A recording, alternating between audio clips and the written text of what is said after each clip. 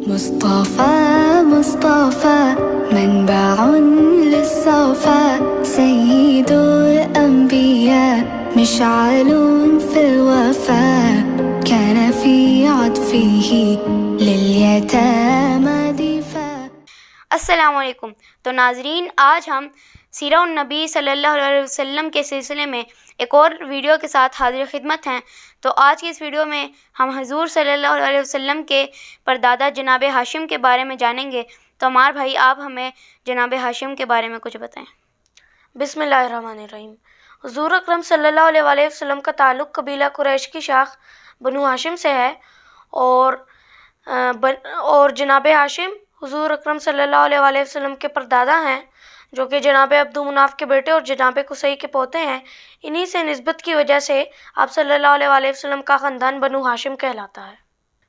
جیسے کہ ہم نے اپنی پچھلی ویڈیو میں ذکر کیا تھا کہ جناب قصی نے تمام مناصب اپنے بڑے بیٹے جناب عبدالدار کو دے دیے تھے، جبکہ جناب عبد مناف کو قوم میں ان سے کہیں زیادہ عزت و شرف حاصل تھا، لیکن ان کا فیصلہ نافذ ہو چکا تھا۔ جناب عبدالدار اور جناب عبد مناف جب تک زندہ رہے تب تک تو کوئی اختلاف پیدا نہیں ہوا، لیکن ان کی وفات کے بعد بنو عبد مناف نے خود کو مکہ مکرمہ کے اقتدار پر زیادہ حقدار سمجھا، تو ان کے درمیان اختلافات پیدا ہو گئے اور قریش دو حصوں میں تقسیم ہو گئے، اور نوبت ایک خونریز جنگ تک پہنچ گئی۔ تو صلح کی آوازیں بلند ہوئی اور فیصلہ یہ ہوا کہ رفادہ اور سقایہ کے مناصب بنو عبد مناف کو دے دیے جائیں، اور وہ مناصب پھر بنو عبد مناف میں جناب ہاشم کے پاس آ گئے۔ جناب ہاشم نے دونوں مناصب بہت آسان طریقے سے سر انجام دیے، اور انہوں نے حاجیوں کو روٹی چورا کر شوربے میں ڈبو کر کھلائی، اور ایک روایت یہ بھی آتی ہے کہ قید کے دوران جناب ہاشم نے اپنی قوم کو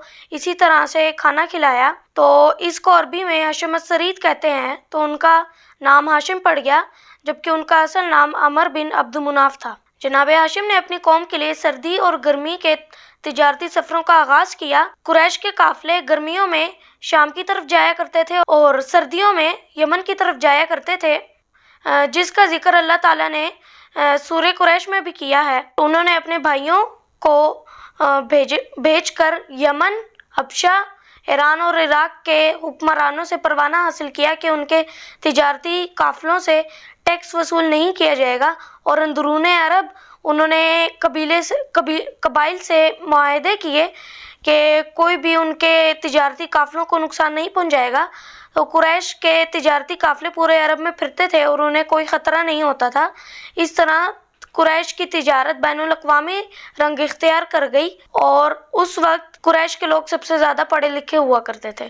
جناب ہاشم نے 4 شادیاں کی، اور ان کے 4 بیٹے اور 5 بیٹیاں تھیں، جس میں سے ایک شادی انہوں نے بنو نجار کی ایک معزز خاتون سلمہ بنت عمر سے کی تھی، اور ایک تجارتی سفر پر غزہ جاتے ہوئے وہ اپنی اہلیہ کو مدینہ منورہ چھوڑ گئے اور غزہ جا کر فوت ہو گئے۔ ان کی وفات کے بعد مدینہ منورہ میں ان کے ایک بیٹے کی پیدائش ہوئی، اور بالوں میں سفیدی ہونے کی وجہ سے ان کا نام شیبہ رکھا گیا، اور دنیا آج انہیں عبد المطلب کے نام سے جانتی ہے۔ یا آپ صلی اللہ علیہ وسلم کے دادا ہیں۔ ان کا ذکر انشاءاللہ ہم اگلی ویڈیو میں کریں گے۔ تب تک کے لیے میں اجازت چاہوں گا۔ اللہ حافظ۔